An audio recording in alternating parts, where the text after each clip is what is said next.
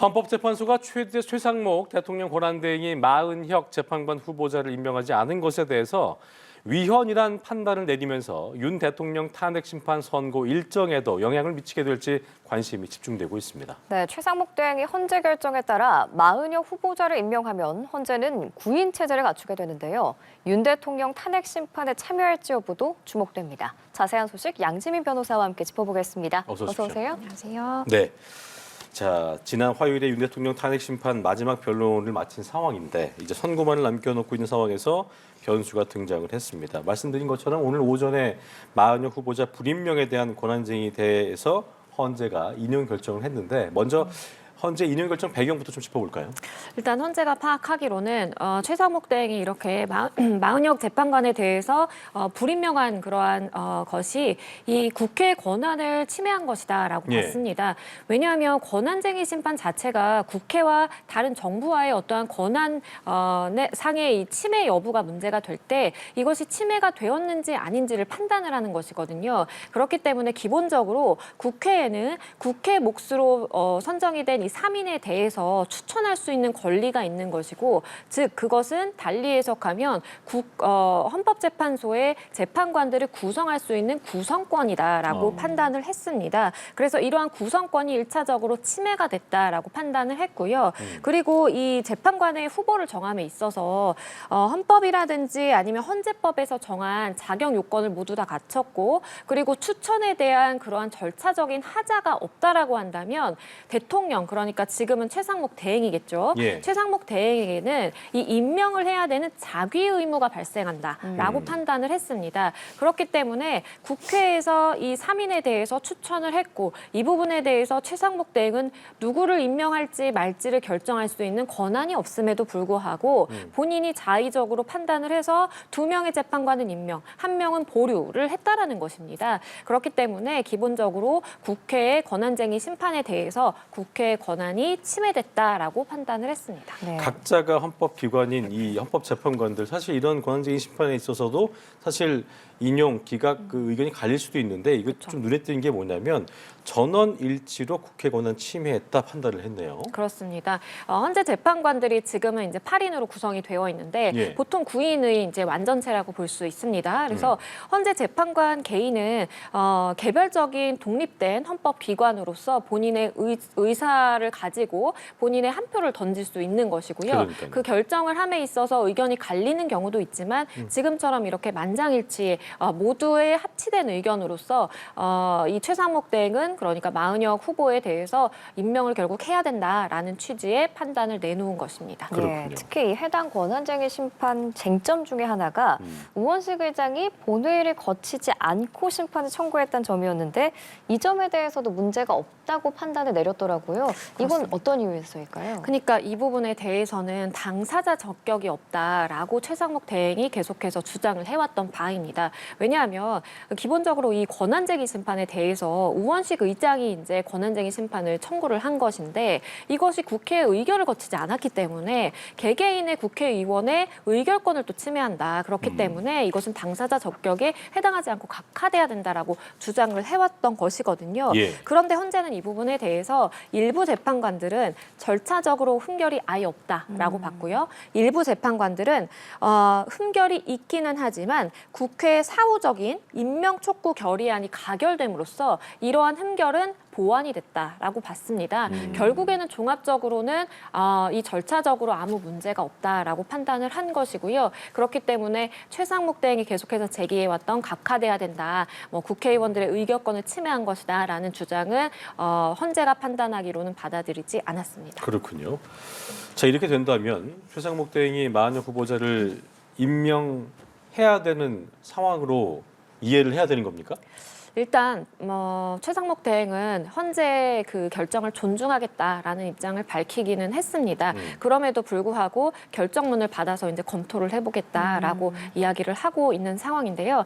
원칙적으로 헌재가 이러한 위헌이다라는 판단을 내놓으면 그러한 헌재의 결정은 모든 국가기관을 기속합니다. 그런데 그럼에도 불구하고 대통령 또는 최상목 권한대행이 임명을 해야 된다라고 강제할 수 있는 권한은 또 없습니다. 강제성은 없는 거죠. 맞습니다. 왜냐하면 강제하지 않는다라고 해서 어떻게 처벌을 한다는 조항도 없고 언제까지 그렇군요. 임명해야 된다라는 기한의 정함이 있는 그러한 조항도 없는 상황이기 때문에 헌재가 일단은 위헌이라고 판단을 했고 마땅히 최상목 대행은 그러한 존중을 받아들인다, 취지를 받아들인다라고 한다면 임명을 결국에는 시기상의 문제가 남아있지만 해야 된다라고 보는 것이 일반적이고요. 최상목 대행도 임명의 시기라든지 임명 여부에 대해서는 말을 아끼고는 있지만 헌재의 결정을 존중해야 된다는 것이 결국 해석하면 결국에는 임명하겠다라는 취지로 읽힙니다. 그러니까 많은 분들이 헷갈려하시는 게 뭐 헷갈린다기보다는 궁금해한 부분이죠. 그러니까 이게 헌재는 이런 의견을 냈지만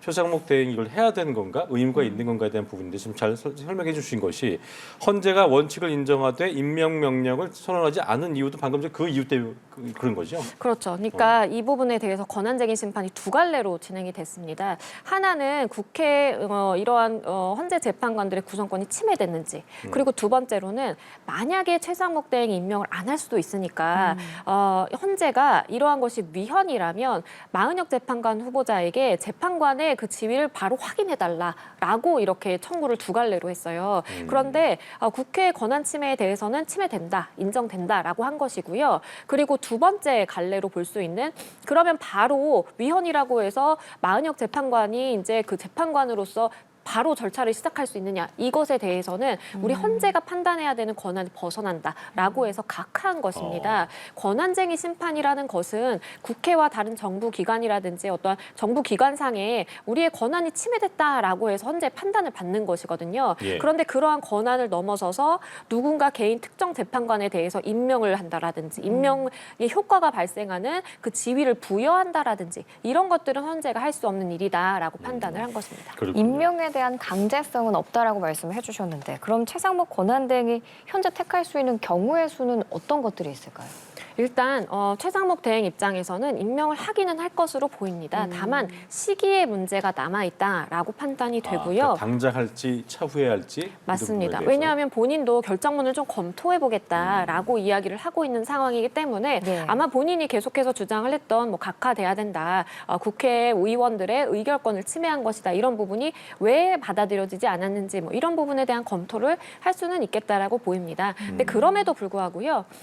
윤 대통령의 탄핵 심판도 마찬가지지만 헌재의 이러한 권한쟁의 심판 역시도 불복의 절차가 없습니다. 뭐 2심, 3심이 규정이 되어 있는 것도 아니고 헌재가 이렇게 판단을 하면 그걸로 사실 끝나는 것이거든요. 그렇기 때문에 다만 원론적으로 결정문의 그러한 이유 등을 검토하고 그 이후에는 그러한 존중을 한다면 그러한 취지를 존중한다면 결국에는 마은혁 재판관에 대해서도 임명할 것으로 보입니다. 어쨌든 검토해 본다는 표현을 했기 때문에 지금 변호사님 의견처럼 하긴 하겠지만 그게 언제가 될지 그 기간이 정해져 있는 건 아닌 거죠? 맞습니다. 기간이 정함이 없기 때문에 사실상 윤 대통령에 대한 탄핵 심판이 있은 이후에 내가 임명하겠다라고 한다면 그걸 사실 막을 수는 없는 것이고요. 예. 물론 정치적으로는 많은 이야기가 오갈 수는 있겠습니다. 하지만 법리적으로 다 봤을 때 이것이 위법이라든지 위헌이라든지 그렇게 보기에는 무리가 있기 때문에 언제까지 꼭 임명을 해야 된다라는 것은 아닙니다.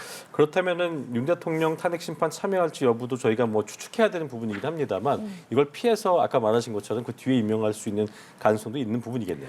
그렇죠. 그러니까 시나리오가 여러 가지가 있는 것입니다. 이제 최상목 대행이 만약에 윤 대통령의 탄핵 심판의 결과가 나오기 전까지 임명을 하지 않는다. 그러면 지금 8인 체제에서 윤 대통령의 탄핵 심판이 선고가 될 것이고요. 그런데 그게 아니라 그 전에 선고를 한다라고 가정을 한다면 그때에는 헌재로 공이 넘어가는 것입니다. 헌재 재판관들이 판단을 해서 만약에 지금까지 변론에도 한 번도 참여를 하지 않은 재판관이 선고에만 참여하는 것이 이건 문제가 있다, 배제할 수 있다라고 한다면 마은혁 재판관 없이 8인 체제로 선고를 할 수도 있는 것이고요. 그게 아니라 원칙을 존중해서 임명 즉시 그러한 임무가 시작된다라고 볼 수가 있기 때문에 원칙적으로 윤 대통령의 탄핵 심판에 관여해야 된다. 그러니까 선고에 한 표를 던질 수 있다라고 본다면 한 가지 변수는 마은혁 재판관이 내가 지금까지 심리에 참여하지 않았는데 이건 적절하지 않다라고 해서 뭐 회피를 할 가능성. 본인이 회피한다거나. 그렇죠. 본인이 회피한다면 그것은 사실 뭐 막을 방법이 없거든요. 그렇기 때문에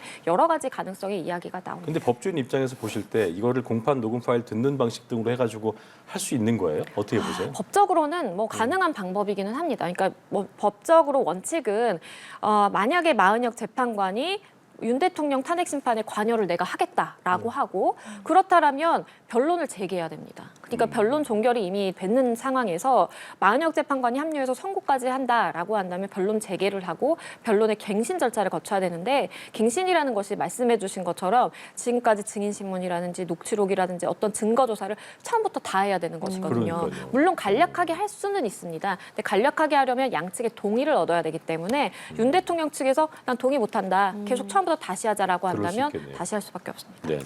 좀 가능성은 사실 낮아 보이긴 하는데 마은혁 후보자가 어떤 방식으로든 탄핵 심판에 참여를 하게 된다면 윤 대통령의 탄핵 심판 선고도 미뤄질 수밖에 없는 건가요? 그렇죠. 만약에 마은혁 재판관이 참여를 한다라고 한다면 어쨌든 기일을 한 번이라도 더 열어야 됩니다. 재기를 한다라는 것은 변론 기일을 잡아서 우리가 변론을 재개하겠습니다라고 얘기를 하고 그리고 변론 갱신도 간소하게 하더라도 우리가 재판관에 이제 변경이 있었기 때문에 그러한 변론 갱신을 간략화해서 하겠다 해서 양측의 동의를 얻는 절차를 거쳐야 되거든요. 예. 그렇기 때문에 적어도 기일이 다시 뭐 한 차례에서 아니면 정말 길게 잡혀야 되는 것이고 그렇기 때문에 현재 입장에서도 이렇게 처음부터 다시 진행될 수 있는 가능성을 열어두고라도 마은혁 재판관을 합류를 시킬 것인지 아니면 배제한 채로 8인 체제로 갈 것인지 그런데 8인 체제로 가면 또 9인 체제가 아니라서 완전체가 아니다 뭐 또 이런 이야기가 나올 수가 있기 때문에 그러니까요. 재판관들의 좀 고심이 깊을 것이라고 봅니다. 굳이 말씀하신 것처럼 여러 이 안에 대해서 변수와 이해관계가 많이 얽히고 설켜 있기 때문에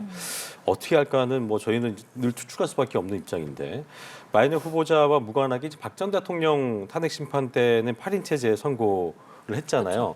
그럴 가능성이 더 좀 크다고 보세요? 아니면 아닐 가능성이 크다고 보세요? 어떻게 좀 저는 전망하세요? 현재 입장에서는 마은혁 재판관을 합류시키기에는 너무나 부담이 클 것이라고 보입니다. 왜냐하면 윤 대통령 측에서 변론 갱신에 이제 간소화에 대해서 동의하지 않는다면 뭐 앞으로 몇 달 내지는 뭐 10회, 20회에 걸치는 변론기를 또 이제 잡아야 될 수도 있는 동의하지 것이거든요. 않으면 그걸 해야 되는 부분인 거죠. 맞습니다. 과정 거쳐야 되는 그렇기 거죠. 때문에 그 부분에 대해서의 무리가 있기 때문에 마은혁 재판관을 배제한 채 8인 체제로 그냥 선고를 할 가능성이 굉장히 높아 보이고요. 그렇군요. 그러한 근거는 한 번이라도 그러니까 변론에 심리에 참여하지 않은 재판관의 경우에는 선고에서 배제할 수 있는 조항이 있기는 합니다. 예. 그렇기 때문에 그러한 근거 조항을 들어서 마은혁 재판관이 되더라도 그러니까 후보자 신분에서 재판관이 된다고 하더라도 우리는 합류시키지 않고 윤 대통령 사건은 그대로 선고하되 다른 나머지 이제 국무위원들의 탄핵 절차가 있거든요. 같이 할 수 있는 그런 부분들, 부분에 시작할 수 있는 대해서는 부분들. 이제 합류를 해서 변론을 함께 재개할 수 있습니다. 그렇군요. 예, 이런 가운데 헌법재판소는 철통 보안 속에서 윤 대통령 파면 여부를 가르기 위한 평의에 돌입한 상황입니다. 평의가 진행되는 이 회의실 분위기가 전해졌는데 보안 장비가 상당히 보완이 됐다고요? 맞습니다. 그러니까 지금 평의라는 것이 재판관들이 모여서 평의하는 장소가 딱 특정이 되잖아요. 그렇기 때문에 헌재 관계자들도 그렇고 아니면 외부에서 이 장소가 평의를 하는 곳이다라고 한다면 거기에 들어가서 뭐 본인이 직접 뭔가 이렇게 돌발 행동을 한다라든지 아니면 뭐 도감청을 시도한다라든지 이럴 수가 있기 때문에 매일매일 그 평의하는 장소에 대해서 도감청 장치에 대해서 있는지 확인하는 절차를 거치고 있고요. 현재 재판관들도 지금 외부의 일정을 최소화하고 평의라든지 이 돌아가고 있는 5건의 탄핵 심판에 정말 매달리고 있는 그런 모습입니다. 혹시나 외부 활동을 한다라든지 뭐 어떠한 뭐 모임에 참석을 했다가 이러한 뭐 편향성의 시비가 또 있을 수가 있기 때문에 굉장히 각별하게 좀 조심하는 그러한 모습이고요. 아마도 윤석열 대통령의 선고가 있기 전까지는 정말 매일매일 재판 아니면 평의를 하루 종일 진행을 하면서 그 의견을 좀 모아가는 정리해가는 절차를 거칠 것으로 보입니다. 정말 숙고의 시간이 될 수밖에 없는 과정이겠네요.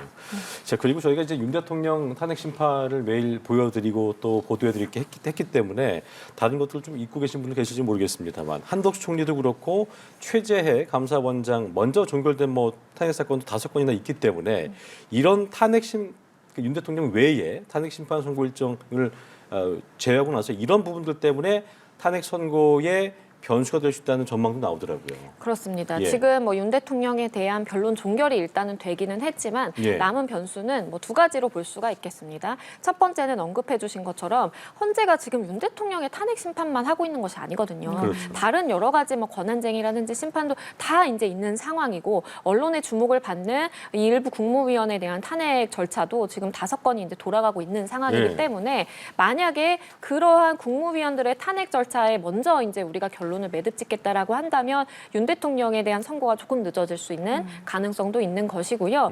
재판을 하면서 평의를 거치는 상황이기 때문에 재판 일정이 그만큼 촘촘하다면 평의의 시간이 이제 늘어날 수밖에 없습니다. 뒤로 밀릴 수밖에 없기 때문에 선고 일정의 조율이 있을 수가 있겠고 또 한 가지의 변수는 변론이 종결됐지만 양측에서 이 참고 서면이라든지 참고 자료는 계속해서 제출할 수가 있습니다. 아, 그걸 할 수 있는 거예요? 그렇습니다. 국회에서는 이미 그러니까 변론을 위한 것이 아니기 때문에 변론은 종결됐기 때문에 뭐 이걸 참고해달라라는 취지로 우리가 참고 서면 내지는 참고 자료라고 부르는데요. 국회 측에서는 이미 참고 서면 내지는 자료를 지금 제출을 한 상황이고요.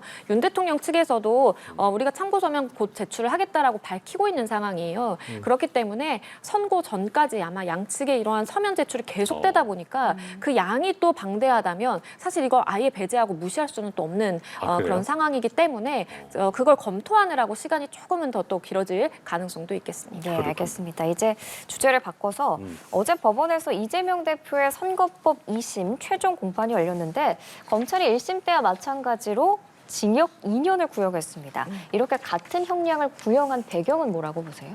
일단 검찰의 입장에서 봤을 때에는 어떠한 사정 변경이 있는 것이 없습니다. 그러니까 검찰에서 구형을 하기 위해서는 1심에서의 구형량 2년, 징역 2년 구형을 했는데요. 그것에 더 높이 하거나 아니면 낮게 하려면 어떠한 사정 변경이 있어야 되는 것이거든요. 혹여나 만약에 이제 우리가 뭐 피해자가 있는 사건이라고 한다면 피해자와 합의가 됐다라든지 이것은 강력한 양형의 요소이기 때문에 검찰에서 구형량을 확 낮춥니다. 1심 때 상황과 좀 다른 부분들 맞습니다. 있다면 그렇죠. 그런데 이제 이재명 대표의 경우에는 어떤 피해자가 명백하게 있는 그런 사건도 아니고 공직선거법 위반 사건이기 때문에 검찰 입장에서 보기에는 어떠한 1심 재판 이후에 달라진 점들이 없고 그걸 고려하면 그대로의 구형량 그러니까 징역 2년을 또 구형을 했다라고 볼 수가 있겠습니다. 네, 특히 어제 검찰이 거짓말을 반복한다라는 점을 강조했는데 검찰이 반복이라는 점을 강조했다는 건 하나의 전략이라고 볼 수 있는 건가요? 그렇죠. 그만큼 죄질이 나쁘다. 그만큼 양형에 있어서 분리해야 된다라는 취지를 강조한 것으로 보입니다. 1심은 그러니까 두 가지로 좀 나눠볼 수가 있겠는데 김문기 처장 관련된 발언 중에 일부에 대해서 유죄 판단을 했고 예. 백현동 부지 관련해서 협박받았다라는 발언에 대해서 유죄 판단을 했습니다. 그래서 발언 각각에 나눠봤을 때 유죄로 판단된 것도 있고 무죄로 판단된 것이 있는데요. 일부 유죄로 마찬가지로 인정이 된다고 한다면 검찰 입장에서는 거짓말을 한 번 한 것보다 여러 차례 반복한 것이 아무래도 죄질이 나쁘고 양형에 있어서 불리할 수밖에 없습니다. 그렇기 때문에 그때 당시 이재명 대표가 이 방송에 출연해서라든지 아니면 그 외적으로 계속해서 이 관련해서 거짓말을 이어갔다라고 함으로써 그러한 구형량에 대한 뭐 근거를 타당하기 위한 주장으로 보입니다. 저희가 윤 대통령 탄핵 심판하면서도 그 헌재 그 재판 과정을 보면서도 발언에 대한 해석이 다름을 참 많이 봤잖아요. 이 어제 같은 경우도 보면은 이재명 대표가 김문기 전 처장을 몰랐다는 거. 그러니까 이제 이 거짓말하고 이런 개념이 아니라 기억에 남아있지 않았던 취지. 그러니까 기억에 남아있지 않았던 취지라는 거는 뭐 봤을 수도 있지만 기억에는 없다. 뭐 이런 개념으로 그런 걸 강조한 것 같아요. 그렇죠. 그러니까 1심 재판부에서는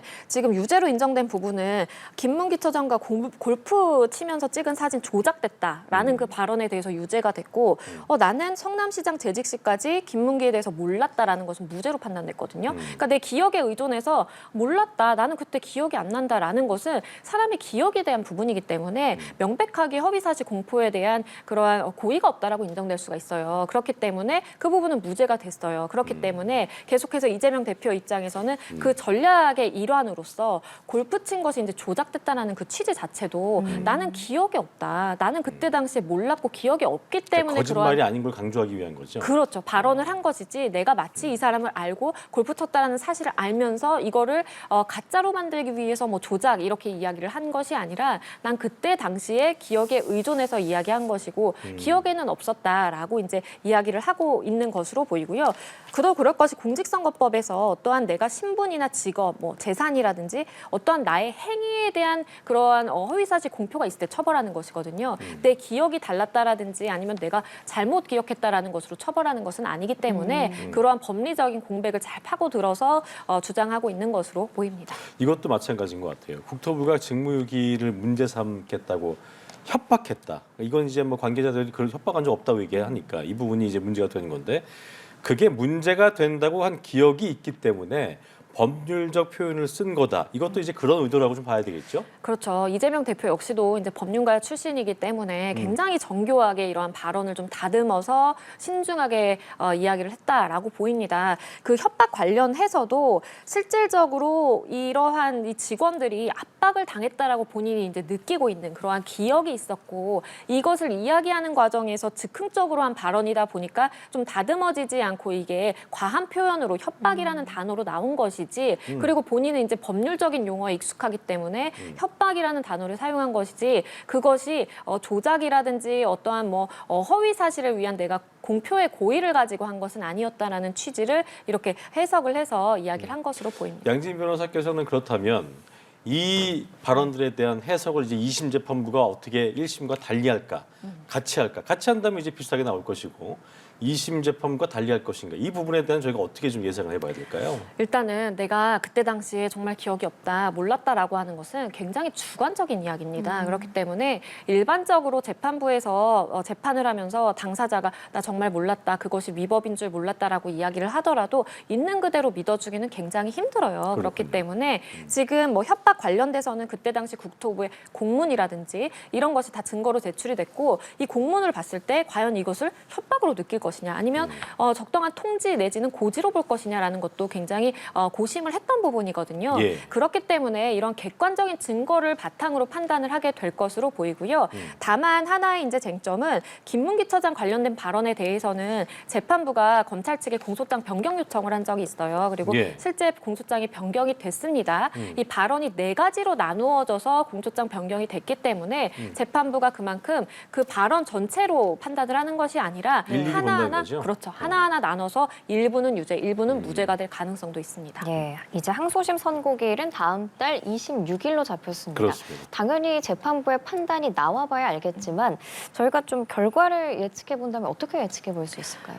일단 항소심 재판부가 이제 일반적인 상황을 말씀드리면요. 1심 재판부의 판단을 일단 원칙적으로 존중을 하고요. 그리고 1심 재판부의 판단에 대해서 유죄, 무죄를 뒤집거나 아니면 양형적인 부분에 있어서 달리 판단하고자 한다면 명확한 어떠한 사정 변경, 그러니까 달라진 점이 있어야만 합니다. 그게 아니고서는 1심 재판부의 판단이 항소심에 가서 우리가 뒤집어지기가 굉장히 힘들다라고 많은 법조인이 이야기를 하는 이유도 원칙적으로 달라진 것이 없다면 마찬가지로 판단하는 것이 일반적이거든요. 그렇기 때문에 만약에 뭐 이재명 대표 측에서 어떠한 증거, 객관적인 증거라든지 이런 것들을 합리적으로 제시했는지는 모르겠지만 명확하게 사정이 달라졌다라는 것이 아니라면 1심 재판부의 판단대로 나올 가능성이 굉장히 높고요. 다만 지금 재판부는 김문기 처장 관련돼서는 그 발언돼서는 4개로 나눠서 판단한다는 것은 일부 1심과 판단이 달라질 가능성도 있겠습니다. 그러니까 무죄했던 거를 유죄를 할 수도 있다는 말씀이신 거죠? 그렇죠. 무죄했던 오히려. 것을 뭐 유죄로 판단할 수 있는 것이고 반대로 유죄로 판단됐던 것을 일부에 대해서는 또 무죄로 인정할 수도 있는 가능성이 열려 있고요. 예. 만약에 재판부 입장에서는 가정을 해보자면 단순히 김문기 처장 관련된 발언 전체에 대해서 무죄 아니면 전체에 대해서 유죄라고 판단할 것이었다면 굳이 4가지 발언으로 나눠서 검찰에게 공소장 변경까지 요청을 하지는 않았을 것으로 보입니다. 예. 그런데 이러한 요청을 했다라는 것 자체는 재판부가 이건 발언 하나하나 나눠서 일부 유죄로 판단할 수 있겠고 일부는 또 무죄로 바꿀 수도 있겠는데 라는 생각을 했을 가능성이 높겠고요. 그렇기 때문에 이 오히려 백현동 부지 관련된 발언보다는 첫 번째 부분이라고 할 수 있는 김문기처장 관련된 발언 부분에 대해서는 조금의 변경이 있을 수도 있겠다라고 보입니다. 면밀히 보겠다는 의지로 해석을 해보겠습니다.